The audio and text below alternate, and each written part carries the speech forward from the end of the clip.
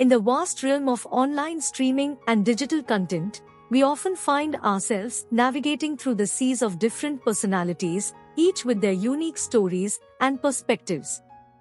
One such personality, Hasanabi, took to his Twitch stream to discuss an individual many in the online community have strong opinions about, Majlak, a name often associated with Logan Paul. No. It was because of, I explain it in the podcast as well, but it was because of his relationship with Jeff that made me reconsider whether or not he was actually a fucking douchebag. And then when I had him on the podcast, I was like, oh yeah, he's actually a great dude. Like, he's a well-intentioned person. Or read his book. It's genuinely really called The Fifth Vital. Yeah, about his story about recovering from addiction. It's a New York Times bestseller. He also has never done any of the crypto and scam, for the record. I mostly thought it was crypto and scammy shit. No, he's never done any of that. So also remember that. Like, a lot of why people think that Big Mike's a douchebag is because of his friendship with Logan Paul.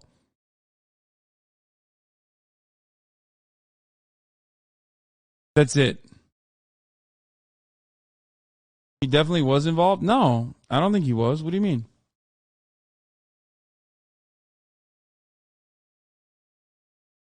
He seems cool. Why does Shaq get bent when he likes certain people?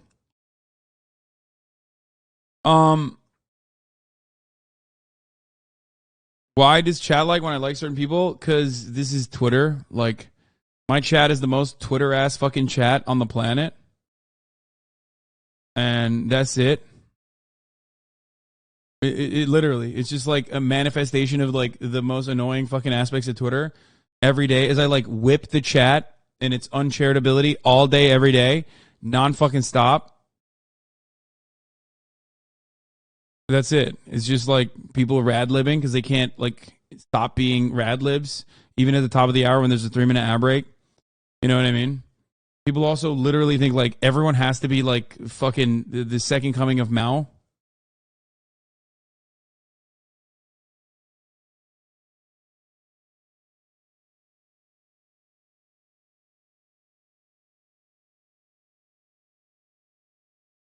Also, a lot of people just like they make up their minds and then fill the blanks afterwards.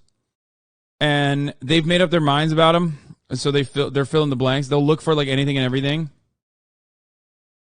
They will look to fill the blanks with anything and everything, even if it's like minor. You know what I mean? Like a defensible thing, or because like everyone is fucked up. Everyone has done something that's fucked up. You know what I mean? Everyone. I don't care who you like. I just don't think Mike is a good guy. Okay, well, there you go. If you don't want to, then it's fine. But regardless, give it a shot. Give the podcast episode a shot, and your attitude might change. Mine certainly did.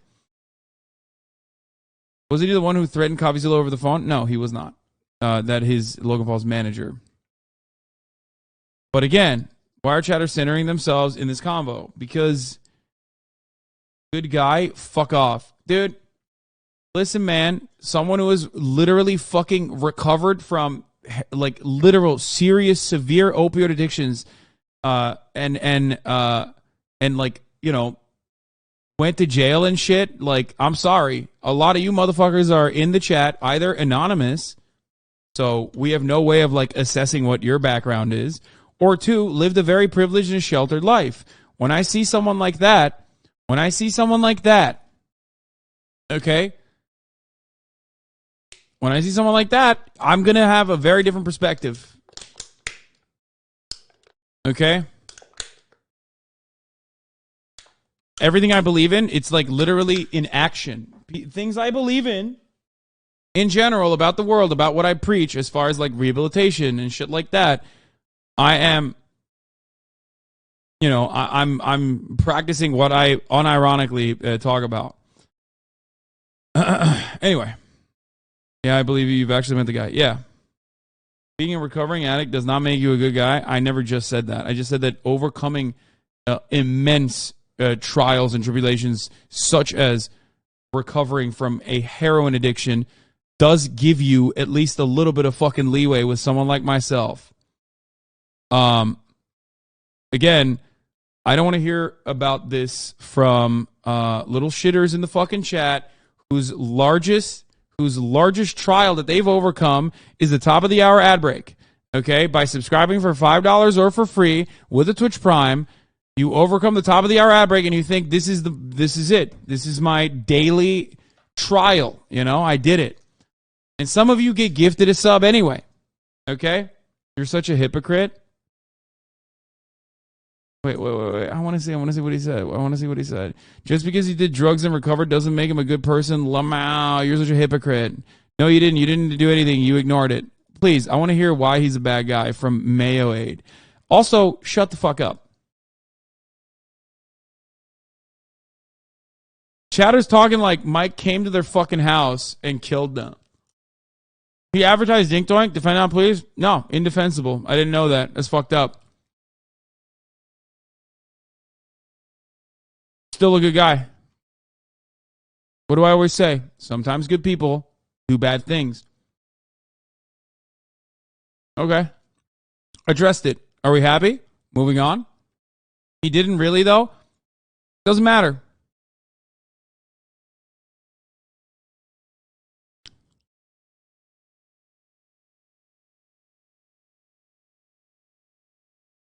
Ethan asked him about Dink Doink. What did he say?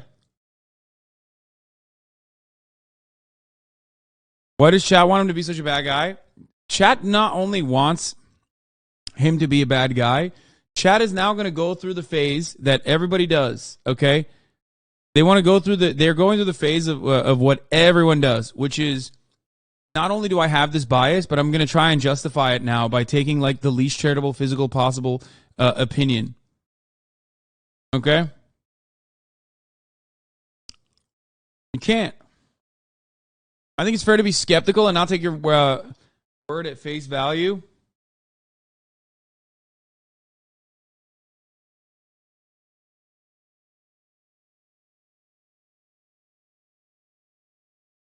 Chad is probably scrubbing his Twitter right now to like look for dumb shit that he said. Never said he's a super smart guy.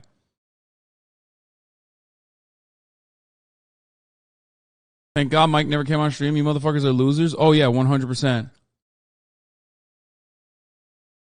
Yeah, you're right. It's not necessarily that like they want him to be a bad guy. I think it's because they want to be right. Whoever said that in the chat, you're right. I will never be fucking this aggro towards someone who is recovered, who's someone who is like, Keg W got him. Oh, fuck yourself. Okay, now you're banned. Once again, this is why no one likes this community. The irony is that even this community doesn't like itself. The most shit Twitter takes is just one negative opinion they have on a person and then warp their perception of that person that they're just as bad as Nazi. Is so fucking annoying. Yeah. It's Twitter shit. Like I said, it's how it is. It sucks. But listen, there's a different way. Okay? There is a different way. There's a different way. You can get better. Okay? You can rehabilitate your fucking attitude. Okay? You can. Sometimes we are trapped in a cage by our unfair perceptions of the world because we are sheltered. You get it? We have a false sense of who people are supposed to be like. Maybe even you look to someone like myself and you say, everyone's supposed to be like that. That's my unproblematic content creator. You know what I mean? And I think that despite all the fucking hate that I receive, I think I conduct myself in a way that is as moral as I physically can be. Okay? And even then, I still fuck up. Even then, I say some shit when I get angry. Okay? Don't use the word sheltered, man. It's got nothing to do with it. Otherwise, you're right. No, I think it is. This is the perception of this unfair categorization of human beings that only sheltered people can have.